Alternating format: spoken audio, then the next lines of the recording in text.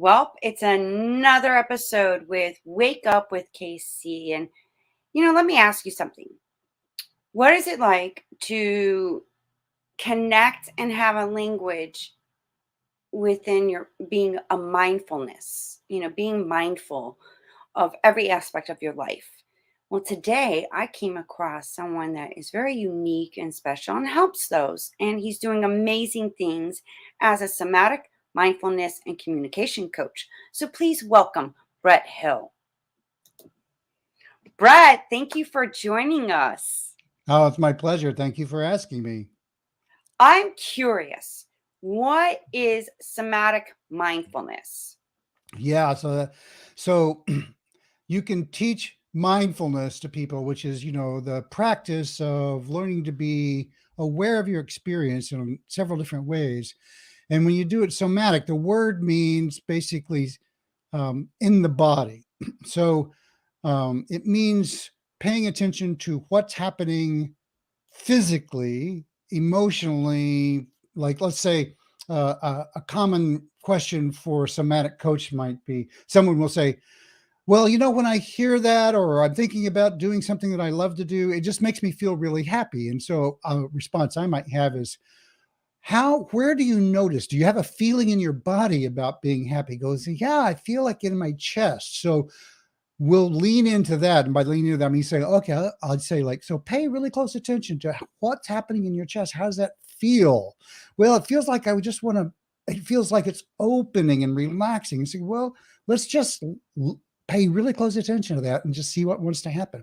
So you make it body sensing is another way to say it. And that makes it really real, because it's not, when it's a body sense, it's happening in the moment. You're not thinking about it, right? And it just becomes very practical in that way, and takes us out of our stories and takes you out of ideas and makes it really real. Well, wouldn't it be safe to say that to me, it's like I learned this from a great mentor of mine, and his quote, his statement is, "Feelings is the language to the soul." Yeah, so it's definitely in that direction. It's sort of like feelings can come with a lot of different, how should I say, they can arise in your awareness a lot of different ways. So let's Mhm. say someone walks in the room and they look like somebody who you used to know, who was really mean to you, or conversely, who was really nice to you. Now, because your body is wired in a specific way, it's going to see that person and it's going to cue up the memory of that other person. You can't help it. That's just the way it works. It's sort of like, if have you ever like bought something and then started to notice it everywhere that you see it? That's I thought of something like my Yeah, car, and yeah. now everywhere I go, I see it everywhere, and I'm like, wow, that's Exactly. That's just the way the brain works, right? And you can't stop that. But that doesn't mean that that thing is now showing up more in the world than it was before. It just means that you're noticing it more than you did before, because your brain is a very sophisticated selection mechanism. You have all this stuff going on, and it decides what's important for you to look at. And so someone walks in the room and they look like somebody who you had a previous experience with, whether good or bad. Your brain is going to offer up that experience. And if you're not careful, you might think that this person, let's say that person treated you really well. You might think, oh, I don't know why, but I really like this person. And that's going to come up as a feeling. But in this case, it's actually just a memory, right? Do you understand what I mean? yes, I totally get it. And would it be safe to say that when you think of something or an experience something, the energy in motion, Yep. which is also connected to the feeling, Hmm. is created? And Yeah. your body records it. It automatically records it. What you see, what you hear, what you experience, you create an energy, which Hmm. is energy and emotion.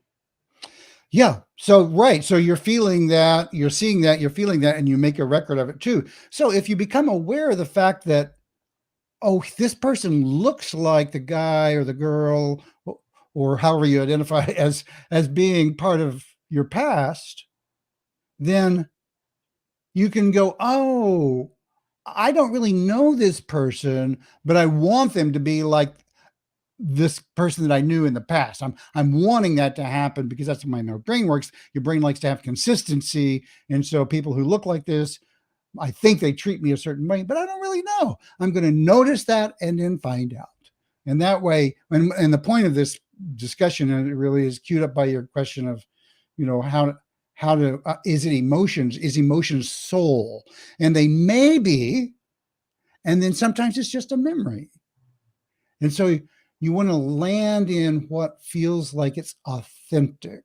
And that's the tricky part. It's kind of like, what's really true for me? And that's really goes more to the soul level. Like what do I light up about? What do I get excited about and always have? And I'll tell you something I know about you from being just being an intuitive sort of guy, because we were talking and you said,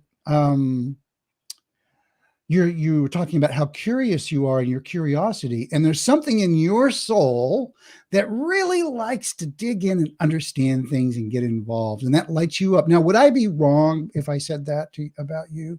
You like nailed it, really. I just like an inquisitive, and I learned from Dr. Joe Vitale is because in a point in my life, I was just so fed up of having the same experiences like abuse, the Hmm. mental abuse. And like deep down inside me, I was like, there's something not right here. This Yeah. thing does not, Yeah. it's like, it doesn't make sense. It doesn't sound right. It doesn't even feel right. But I'm Hmm. experiencing this. And why am I this cycle happening, Yeah.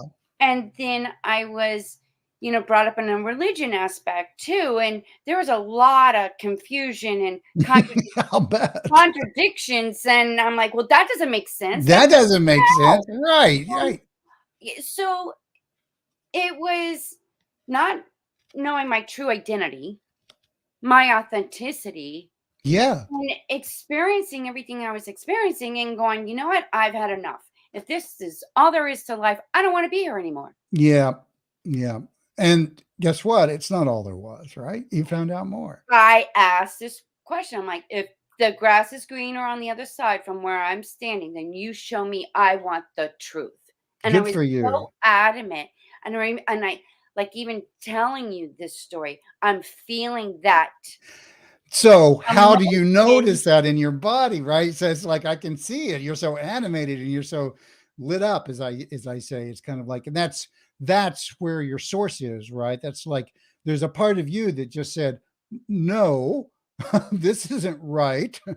And that's what I call your organic native intelligence. It's like we're born with this sort of, and some stronger than others, this sense of like what's right for me, and it's sort of like the analogy I use, a metaphor I use is like a plant, will turn towards the sun as the sun goes, because it's just built in. It just Mhm. knows how, and so your built-in process is like, this isn't right. There's more than this, and I want it. It's something I need. It's a part of who I am. And another thing I like about it is like there's this passion use, like I will not be denied. Yeah. And I love that. Well, thank you. But that's how I guess you could say awakening started happening. I went on Precisely this that. journey. It's like a Precisely. spiritual awakening. And then I was Exactly. finding truths because every time, I asked the question, then it was like a piece of the truth came to me. And I was like, Mm, oh, well, that makes sense. But what about da, da, da, da? And it's an mm. ongoing thing. It has not stopped. No, it never does, right? That's what they say about quote unquote enlightenment is like it's layers and layers. It's like it's just like peeling the onion. So they say. Yes, that there's some truth in that. It's like peeling the layers of the onion until you Mhm. get to the core of you, your Ooh, look at soul. that. And I yes. And that's where freedom, that's where it's like Yeah, a baptism. It's like beautiful. all that old stuff just dies, and then a new transformation happens, and then you discover, like, wow, so this is what it's like, and there's so much more. Mm, yeah, beautiful. That's so beautiful. Lovely. And now I just have from my own experiences, now I have a respect and the love for that experience now. I Mm, don't have any grudges or resentments or bitterness. And, you know, no. I really don't have to forgive anybody because I created it. I wanted to Yeah. experience that so I can learn from it. Mm. And now the other part of that is now you just want that for other people. Yes, that's why I Yeah. started this podcast and the Yeah, show to exactly. Yeah. enlighten people, wake up, like, Yeah. you Yeah. know, look Wake at up, folk. this. In fact, I'm going to have a podcast and I'm going to call it Wake Up. That's what I did during a pandemic. I was like, "You know what? I think," and I just felt it. Beautiful. That's so Like, lovely. "Okay, you want me to do what? Oh, okay. Well, what do we do first?" Because I'm very detailed and organized, and I'm like, "Come on, help me out, Yeah. What's the guys." first item on the checklist? Right. So how did your journey start? Like, when did you discover your passion in being a mindfulness coach? Well, I had sort of a spiritual journey as well. And so I would say I came about mindfulness as a result of kind of lots of different efforts I had to also kind of do my wake up work. And I had some success with that work because I had some great teachers. And so I started looking around at all these different ways I had learned to kind of be more present and more connected to a larger experience of life than I think perhaps a lot of people had. And not that I'm special, it's just that I was doing the work to make that happen, um, through meditation and some martial arts and through some intentional living practices and contemplation. Um, that I kind of distilled it all down to the first door you have to get through in order to kind of, if you say wake up, to kind of become to the idea of what's possible for us in our lives, is to become mindful. And by that I mean the door that opens when you really kind of use mindfulness in the way it was intended to be used, I believe, is that you come to the understanding that you are not your thoughts. And whenever that light bulb goes off, so many things become possible. Oh, Uh, yeah. but nothing is possible until that thing happens. And so you might say, and I don't normally talk about this with guests and or as when I'm a guest, but you might say I'm using mindfulness as sort of a subversive platform to help people wake up. And the way you do that is because it's totally helpful in a million ways in your brain health and your relationships and your helps calm people down. They have less depression, they have more excitement, they have more creativity. It just really neurologically helps your brain function better. And so you have a better life. And you also can have this moment where you go, I'm not my story about who I am. I'm not my thoughts. That really, what's going on in the world, in my experience, is more foundational than that. And that sounds kind of strange to say, but once you experience it somatically, then your world is changed forever.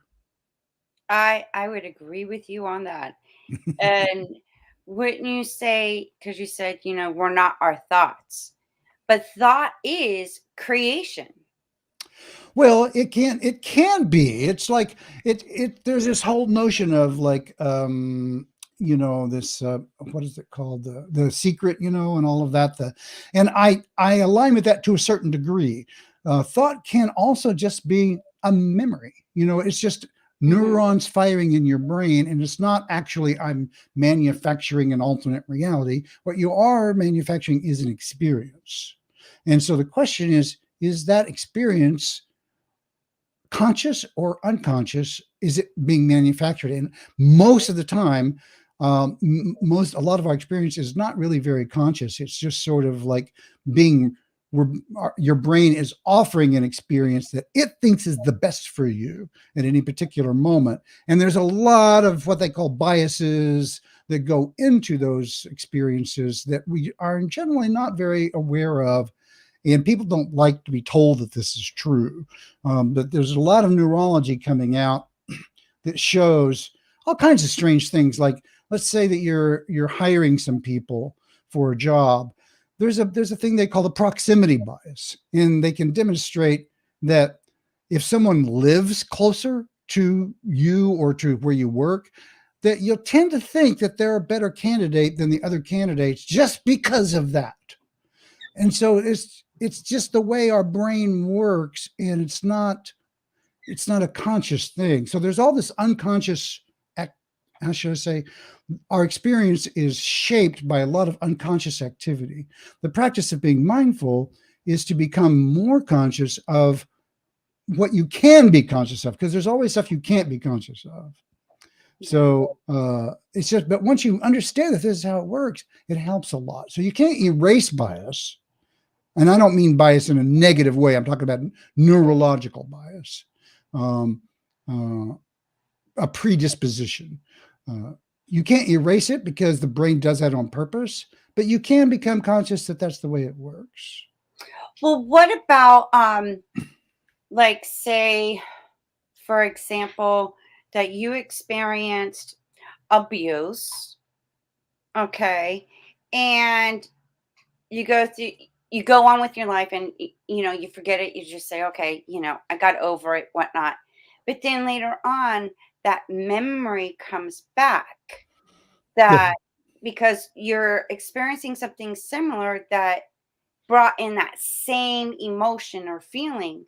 Would Yep. that be considered a opportunity to, like, hey, we need to heal from this because you didn't deal with it when it first happened? Now it's like coming to like a full Right. circle. That, yeah, that's, You need to yes. heal to finally really let go of it, because you sort of Yeah. say things like, you know what, I forgive them, and I'm just going to go on with my life, but then you didn't deal with the emotion.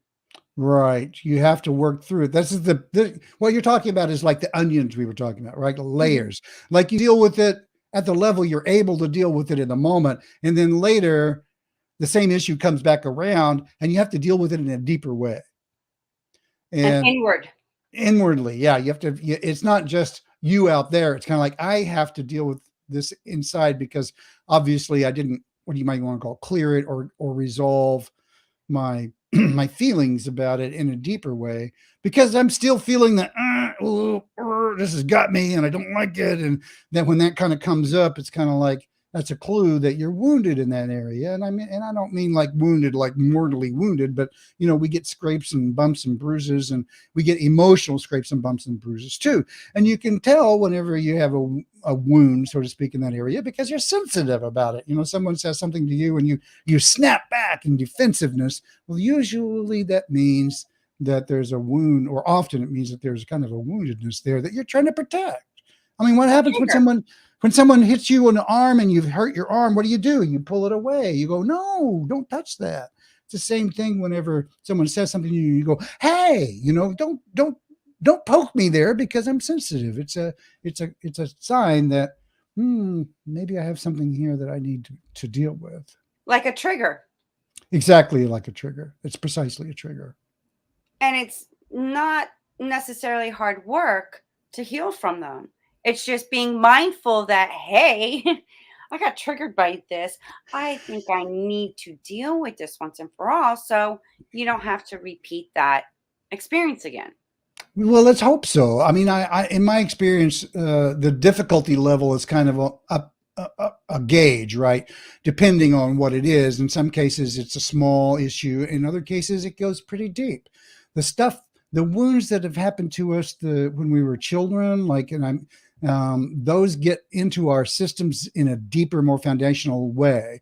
You can think about it. The way I think about it is like, let's say you're building a 10-story building, and when your brain is young, your neurology is young, and you can think of it like where you're pouring the first couple of floors of the building. And if that gets built wrong, or I don't say wrong, but let's just say askew. And that would be like, let's say you have a parent who's abusive, or someone telling you, well, you're not enough, or you're too much, or you better watch out, and you can't be too excited because you're going to get disappointed. And so let's just use that one. So if someone learns, it's not okay for me to be excited about my life because I don't want to get disappointed.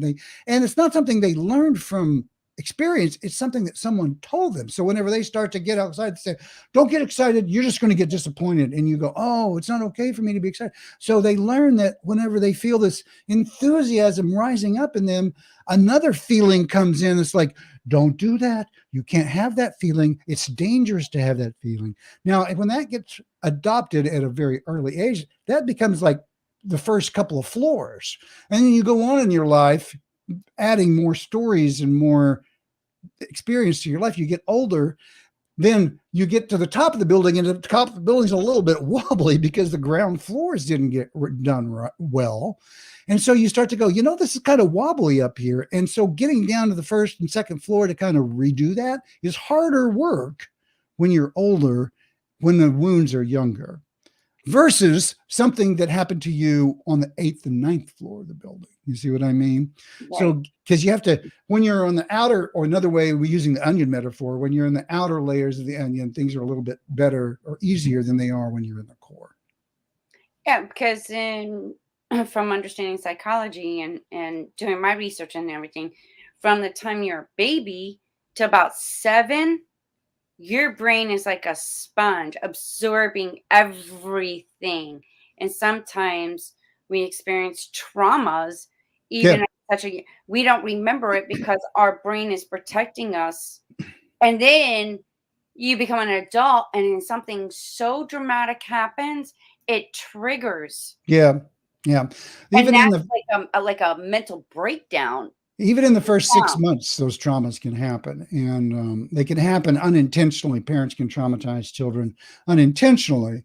There's a whole class of issues that come up around what they call attachment disorders in people, around the way that infants are managed or not, or handled or not handled, or loved, or physical connection, and whether the child feels like it's getting nurtured and nourished in a routine and connected way. Those things can have very, very big impacts on the neurology of a child, way before words, way before walking, and they can have lifelong impacts.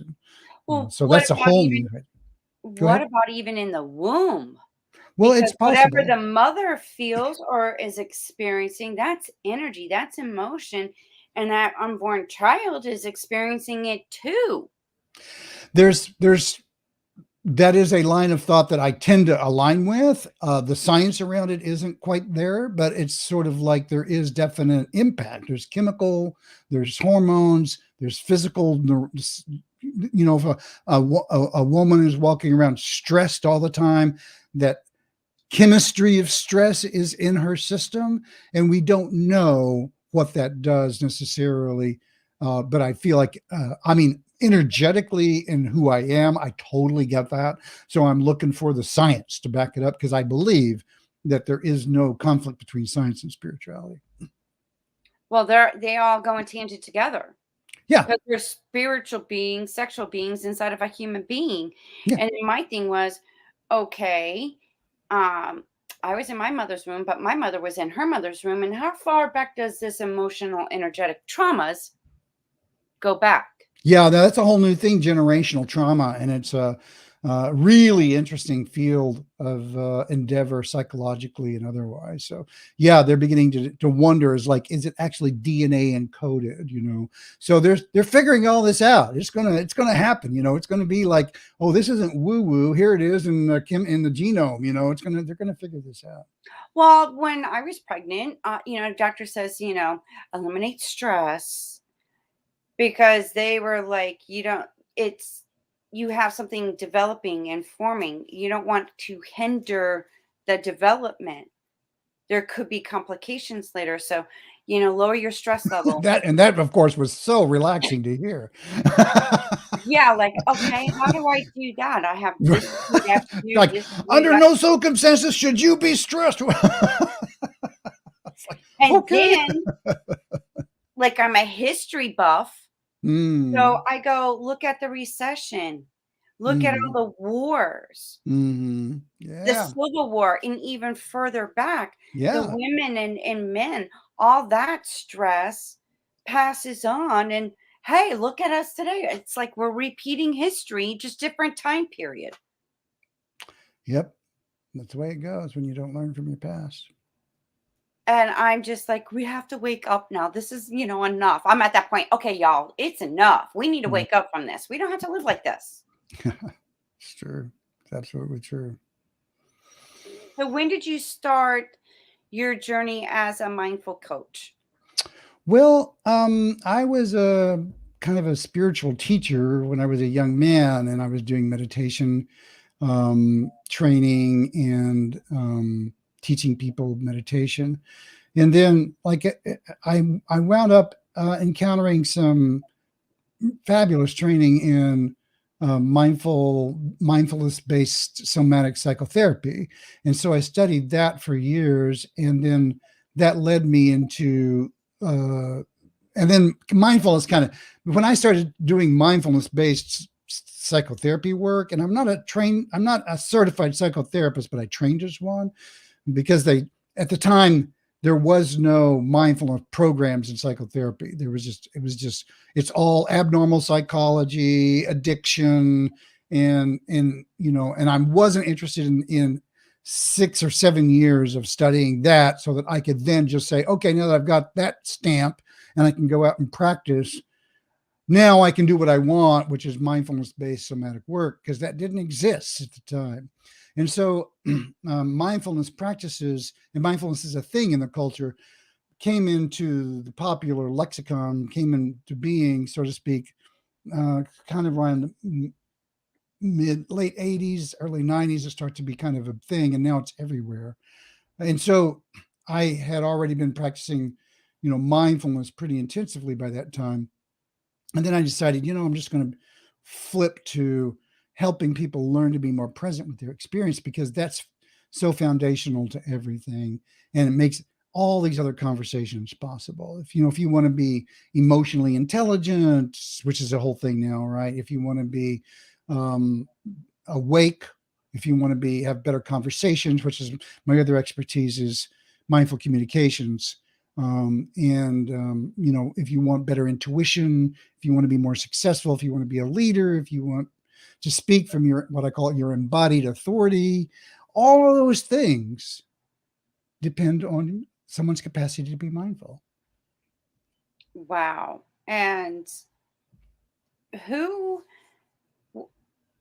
can you name a few mentors Sure. that just you were drawn to that has helped you along your journey of the mindfulness, the meditation? Well, yeah.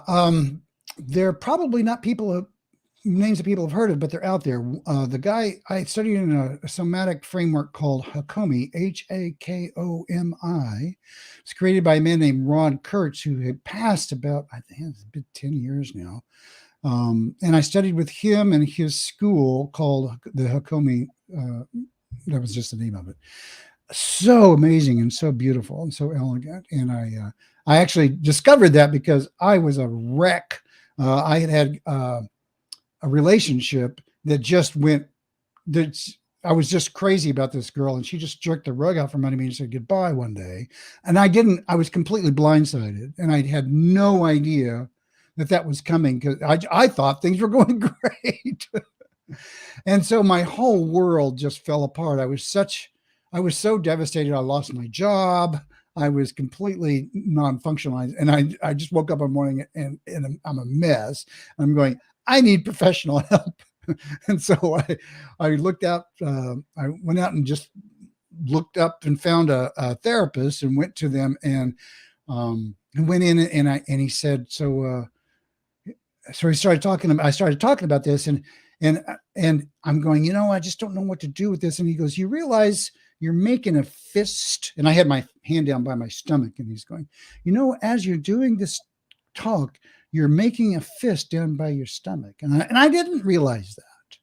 Now this was a somatic reference. That therapist was directing me to my hand, and I was doing this unconscious behavior. My body was making a fist, and was telling a story, so I didn't realize what was going on. And his did a smart thing by saying, "What's going on with your hand?" I go, "I don't know." And he goes, "Well, let's just take a moment and let's get mindful." And I knew what mindful was, and he said, "So pay attention to your hand, and if your hand could say something, what's going on there?" And that led to an entire uh, opening in me where I began to discover how angry I was, not only about this relationship, but about a whole lot of other things. Remember the analogy about the floors in my life? I began to become aware of some anger on floor 2 and floor 1 in my life, where I had really discovered, I had suppressed a lot of things, and this opportunity, my subconscious was using this opportunity as a way to pile all of it on. It's like, so it's not just the breakup. It was like all this other stuff was saying, well, we're just gonna ride this train. And suddenly I'm going, no, I'm so overwhelmed with all this experience. And that's why I was such a wreck. It was not only the relationship, but it was all this other stuff piling on, but I didn't know it. It all felt like the relationship, but actually you begin to unpack that. And it was a lot of other stuff too. So the breakup had to happen in order for you to deal with the inner traumas Right. that have been piling up. And it was just like a bomb that just went off. It was, but the beautiful part about it is we were able to slow down an explosion and go, here's what the content of that bomb is. Here's what's going on.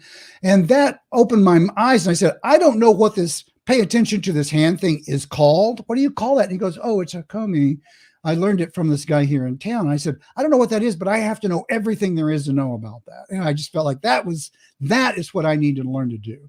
And so I went and I studied it. Fortunately, the guy who invented it was actually in the town I was in, Boulder, Colorado. And that what started me on my path to kind of do one-on-one work with people. And that led to another path, which is one on groups. And there's another one, Pat Ogden, who now does a lot of trauma work. She started in that same school. She's kind of famous now for her work. So that led to group work, trauma work, all kinds of stuff came out of that school. Wow. And I feel like intuitively that was, the whole purpose to connect with your soul purpose of why you Mm-hmm. came here is to experience that, to be where you are now, which is Mm. truly an amazing transformation. Thank you for that. Yeah, I feel blessed to have had the several great, powerful teachers. But to my credit, and this is kind of, I sought them out. I kind of, like I said, I want to know about this and who is really good, and I'm going to go and I'm going to find them and sit down and learn from them and sit at their feet and learn. So when I discovered, this technique, and I said, okay, so this is Ron, I'm going to go listen to him, see if it works. I said, okay, I want to know everything they got. And there were some other teachers there who were also really, really good. And I said, okay, I'm going to go put myself in their classes. I'm going to study it. I'm going to get what I can and figure this out. And so I really, really dove in, but I was pretty intentional about finding them and some other teachers in my life to help me fill in some blanks and get something that was really foundational. Wow. And, you know, listening to you and seeing you and watching you, it was like you're a little kid when you discovered this. It was like a breakthrough, and you're like a little kid. I want to learn more about this. This is cool. Mm-hmm. This is fascinating. Yeah. And then your intentions was, because if this can help me, how many other people can it help? Right, because I want to help people. I want to help people, like you're feeling like you want to help people wake up. Well, I do too. I want to help people understand who they are and to connect with the truth of their experience, not just an idea of it. but the actual manifested truth of it. And there are things that help with that. And it's not just an idea. It's not just an idea. It's an actual experience of the truth of who you are. And when you do connect with that and you speak from that place and you act from that place, your world is better. And not only that, you make the world better. So not Yes. not only does your experience become better, but you're manifesting in alignment with who you are, and so you become a lighthouse. You become a resource for other people, and when they interact with you, and this goes back to your energy um, conversation. It's like when they interact with you, energetically and empathetically, people feel you, and that fires off their empathic systems to resonate with where you're at, and it helps them become more of who they are just because they're interacting with someone who is authentic. And I'm truly grateful for that. I finally like had the aha God realization moment when I realized like, oh, okay, I'm on for this. Let's go kind of thing. Like I gotta share this. It's like, the we have a false identity of who we are based on our upbringing, and aspects of religion. Yeah. And I'm like, oh my God, we gotta get together. Like we're one big dysfunctional family here. And it was like, don't it was like my highest self was like, don't worry about it. Just keep doing what you're doing. They're, Mm, they're going to connect. They're just speak your love, express yeah. the love that is you. When you can Beautiful. expand and express it, people are going to connect to that, and the healing and the miracles and the awakening that they're going to receive is going to help, and it's just going to keep going forward like a domino effect. I'm like, yeah, Yeah. okay, like I'm all for that, Yeah, that's exactly it, right? You have to and this is where we're getting into the resonance, right? So it's like you're in a place. I love what you said about speaking from that place, and it's what I call inhabiting your authentic self. When you and that authentic self is one that has this creativity, this love, you're, in other words, your authentic self, you could say, is your divine self if you want to go there. It's kind of like that's truly it. So we're a combination of human and spirit, and that's the unique thing about it. So I for quite a while I was doing this sort of out of, I don't want to say out of body, but very cosmic connectedness, where it's like it's all very blissful and it's all very, metaphysical, and I'm in the cosmos a lot. And then I spent a lot of time flipping that around, just being in the body, and I'm like, much more grounded earth being, earth-based being. But the truth is we're both, right? yes, we're spiritual, divine spiritual beings inside having a human experience. That's it. Yeah. And so it doesn't, there's a whole school of thought, well, you want to get rid of your earth form and become the spirit. And I say, okay, you can do that. And it's not a bad way to go. It's in the end, it becomes you're just kind of lightly touching the planet, and then you can go back into the ether whenever you die. But guess what? It's likely to circle back around again. And there's a reason it did in the first place. So you might as well embrace that, because there are things that you can do as a spirit in human form that you can't do just as a spirit. No, And you don't want to be a human without the spiritual awareness, because hey, it's really not fun. no. But there has been many, I would say, masters and teachers that go back in history that were trying to teach and share with Sure. others. And some of them got crucified, Yeah. some of them got burnt, some of them got tortured to death because of what they were trying to share with others, which was Sure. really the truth. Well, people don't like to be told that they're limited.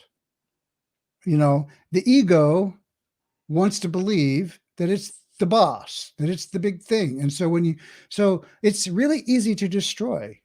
it's really easy to hate. It's really super easy. That's the easiest thing for the nervous system to do. To like, destroy, put down. It's simple. It's elementary. It's a low part of our neurology, meaning it's, you know, if I can beat it up, I am more powerful, and therefore I am the boss, right? It's like really low level brain functioning. So it's really easy to pick up a hammer and destroy something that took a century to build, or a decade to build, or a week to build. It takes a lot of work to build things. It's easy to tear things down. So that's that's always that's always going to be the case in physical form. Um, Right. and so it takes a lot of consciousness to say, no, I'm going to create rather than destroy as much as possible. And and that's where, if we're going to get really in the spiritual framework, that's what converting your life into a lighthouse, so to speak, into a manifestation of something that elevates consciousness in others and helps the people as a whole, yourself and others, live a more connected moment to moment experience. That's as good as it gets.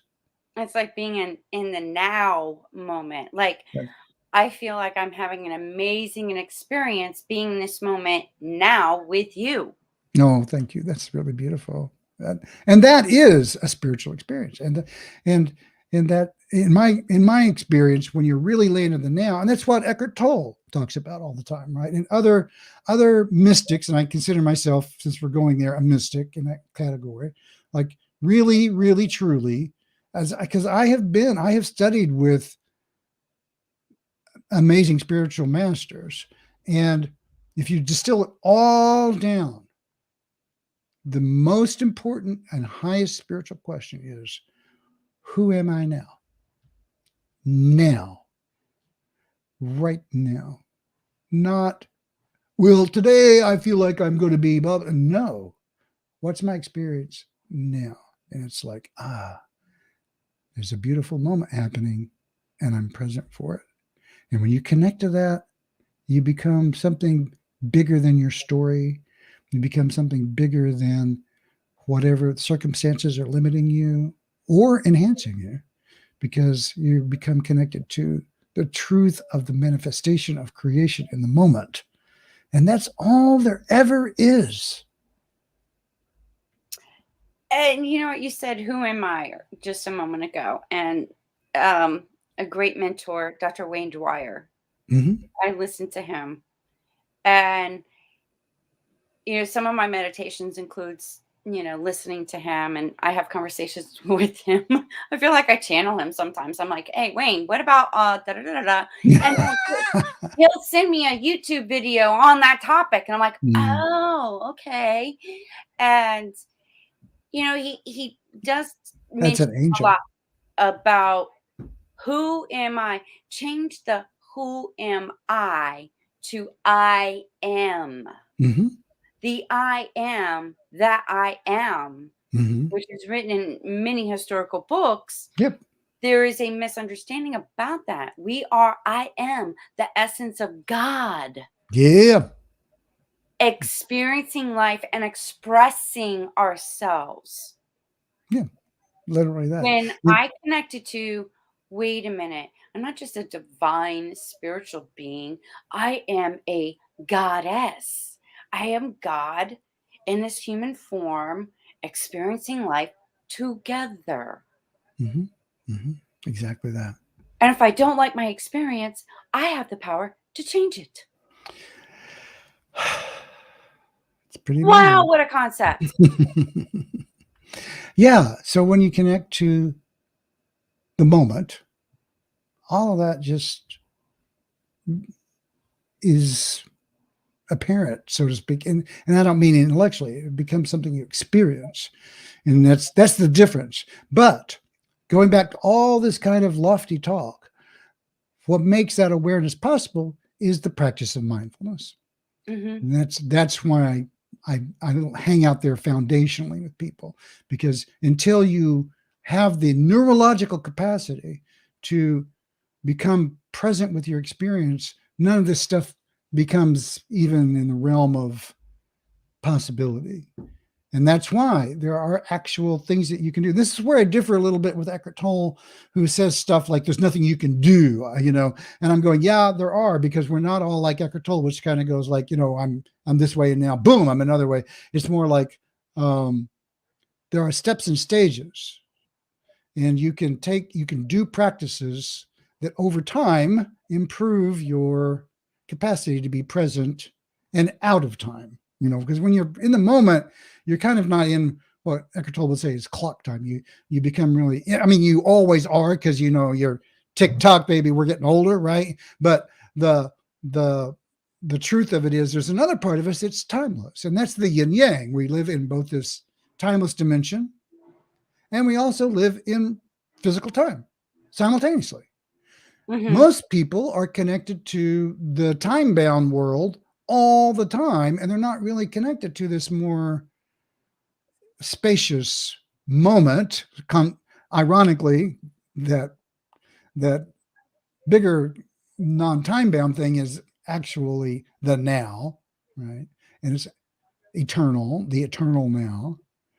Uh, but in the moment, it's always like, oh, the past and the future, and it's necessary. You can't say that's bad. You have to. Well, I want to get on a plane. It's going to be at 10 o'clock in the morning. I have to get in a car. You have to deal with that stuff.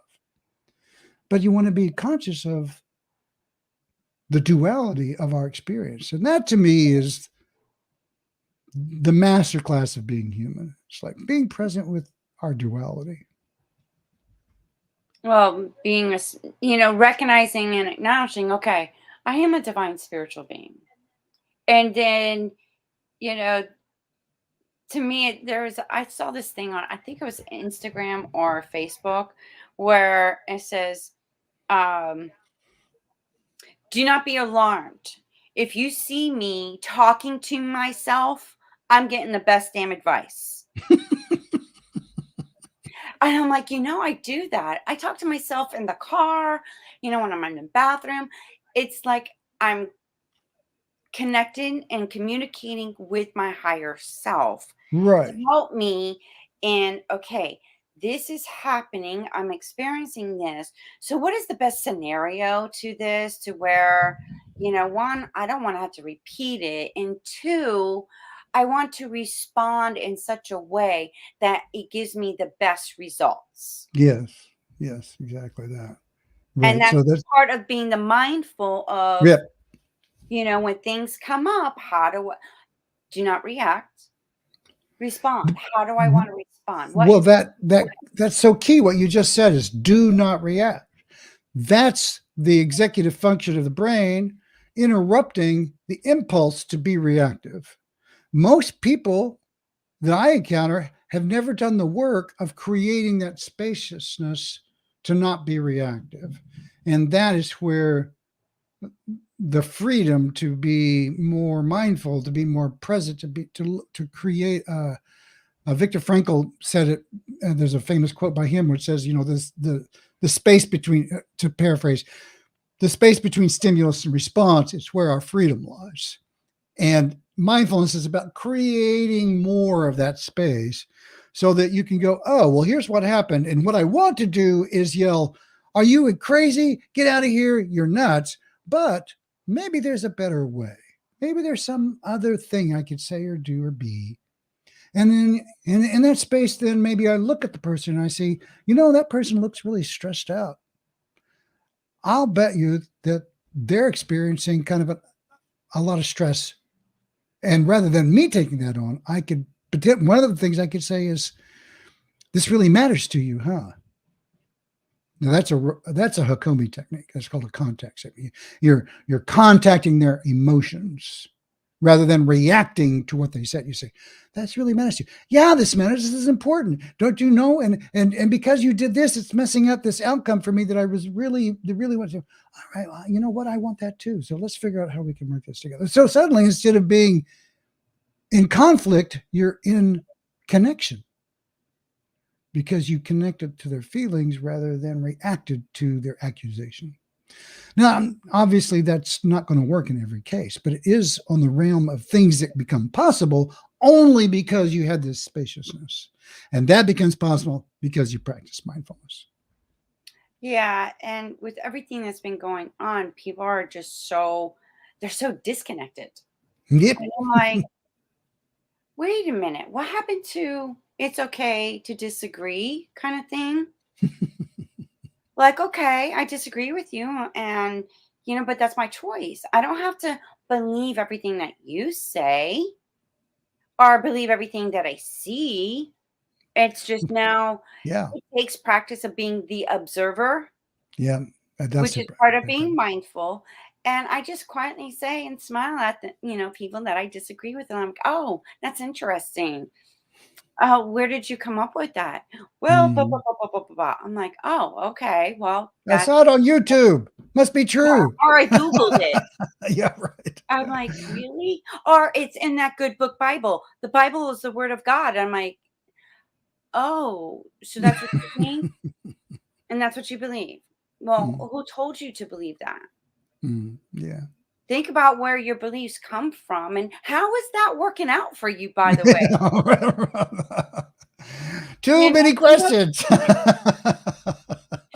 now I've looked up the history because I was like, where did the religion originate? Where was it created? Yeah.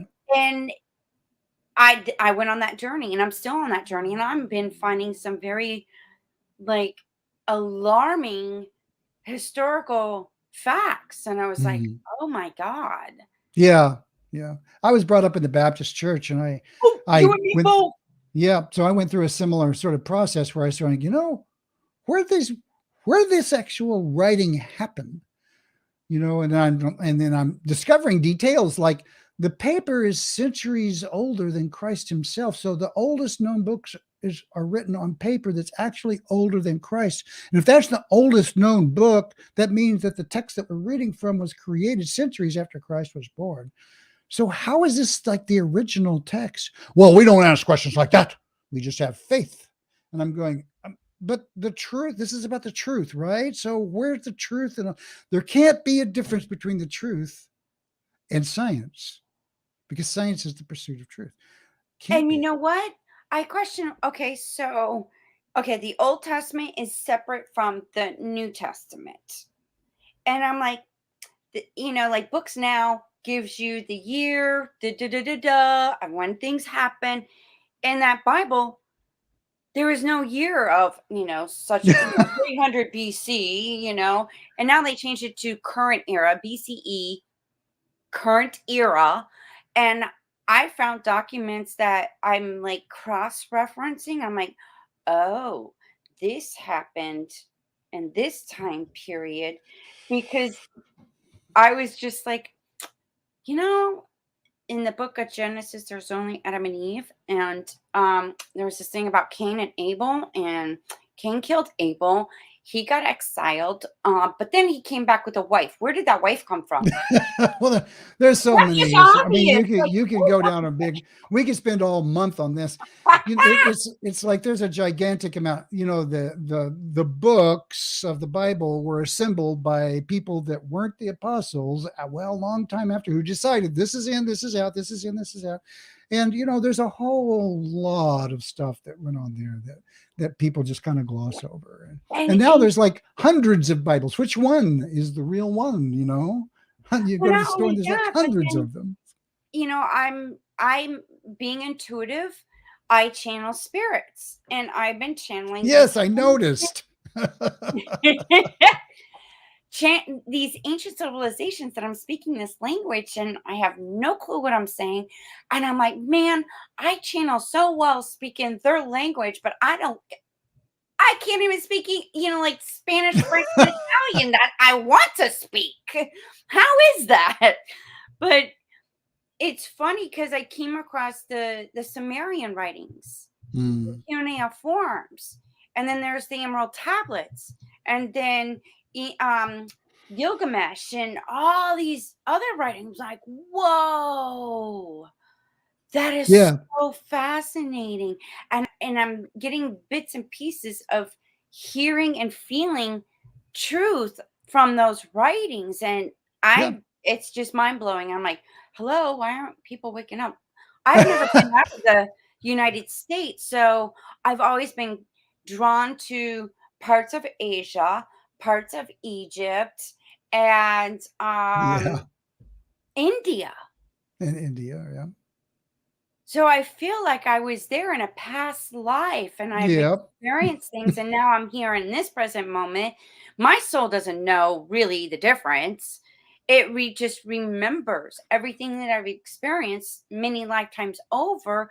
And there's really no such thing as the past, the present, and the future. They're all simultaneous. That's what I'm now connecting. Like they're all together. We're Yeah. talking about linear, but it's all together. Yeah, it is. It's It's true. just changing forms. That's it. Yeah, it's interesting because people talk about reincarnation, and I'm of the opinion that, you can reincarnate into the past just as well as the future. It's like Wow. because it's all the same, right? Yeah.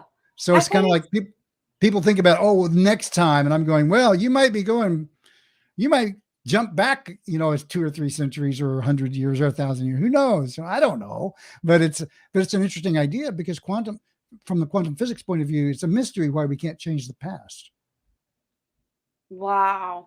But see, what it's part of that, the law of attraction is you plant the seed, sometimes it's in your thought, then you add the emotion and the feeling to it, and then you make a action. So whatever you do now, it will harvest. It could take 3 years, 5 years, 10 years. It will come. Yeah, well, you're sort of like when you're talking like that, you're sort of like saying, how do I cast a spell, right? That attracts, that has a frequency or resonance that pulls something to it in the future, right? To me personally, that's a little bit risky business because I worry when I hear people involved with that about trying to bring into form um, their desires that aren't necessarily coming from the highest place in them.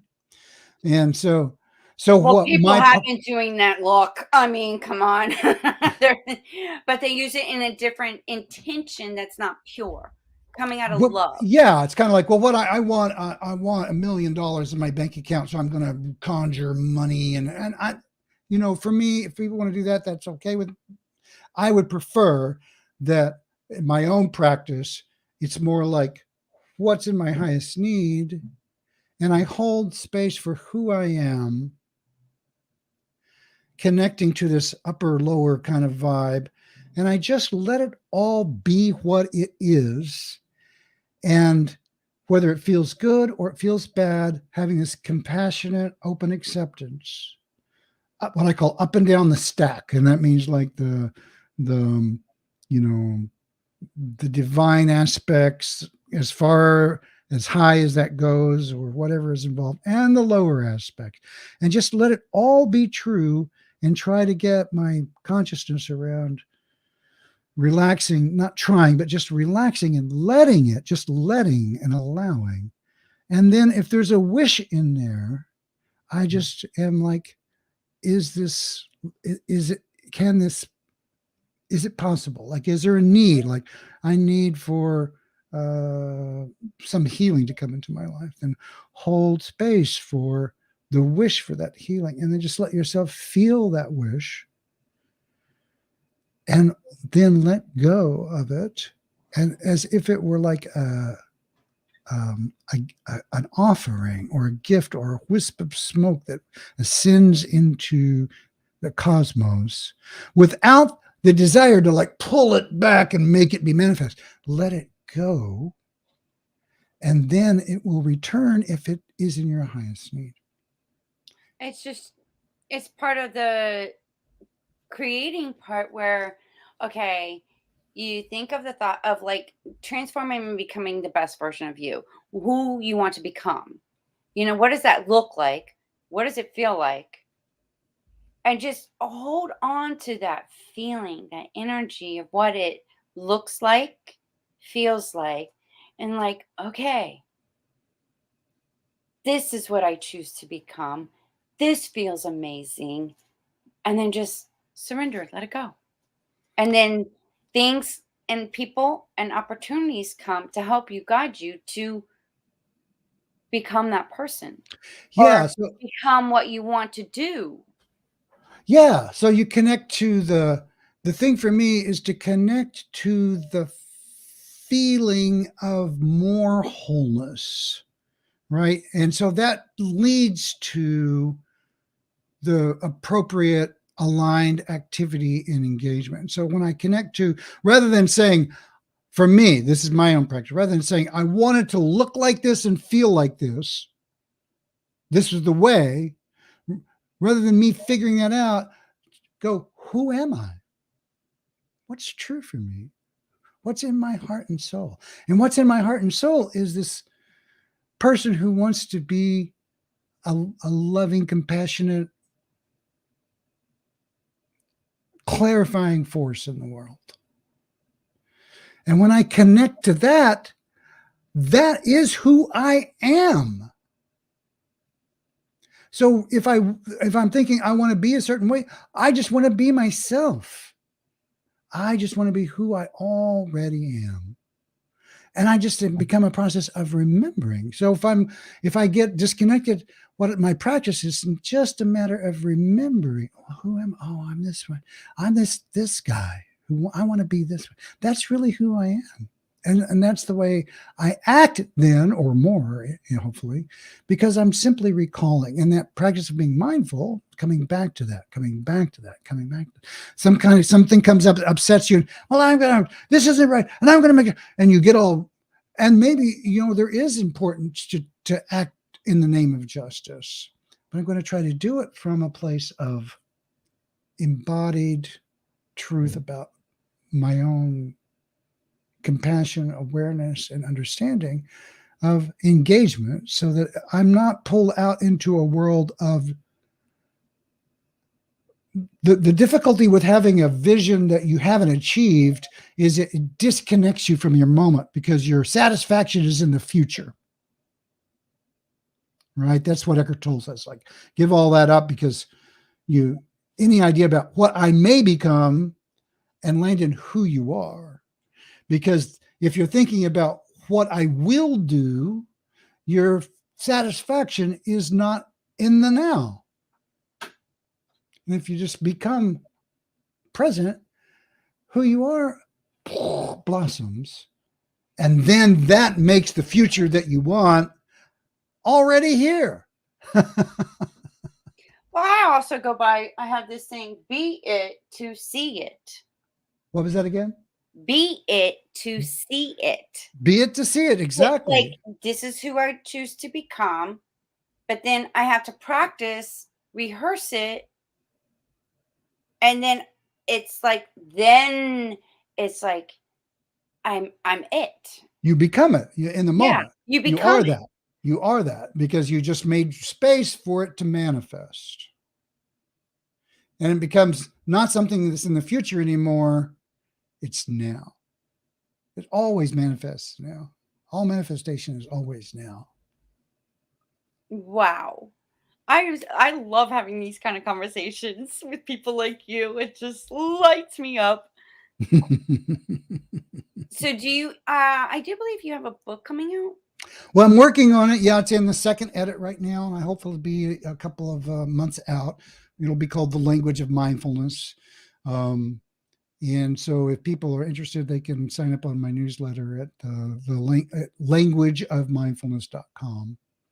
And that's It's where in the my, description notes, everybody. So just scroll down, you'll find it. And there's other information about you, Brett Hill. And thank you for everything that you do in mm, order to help others. It's like I feel like I'm connecting with that parts of my family that are wanting to, their heart and their intentions is pure. And we're we're at this time in history that we're here to start the process of the awakening of human beings. yep, that's it exactly. And I get to join people like you, and it's truly an honor and pleasure. Well, it's a privilege to be here, and I appreciate you reaching out to me, and your enthusiasm and your passion and your connection and your desire to light up the world. And I let me know any way I can help, because we need more of you in the world. I will definitely stay in contact with you. Thank you so much again. It truly was a pleasure having this moment with you. Thank you so much. Well, there you go. Be mindful in every moment, and that will help transform your life. You have to get better first before you can help the world. And it's a journey, it's an adventure. And if you want to reach out to Brett, I have all the information right below in the description notes. Reach out. He's here to help too, not just me. We're all in this together to help awaken, educate, evolve, transform, and become the best version of you so you can live your best life now.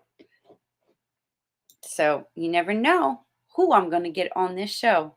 So tune in to Wake Up with KC.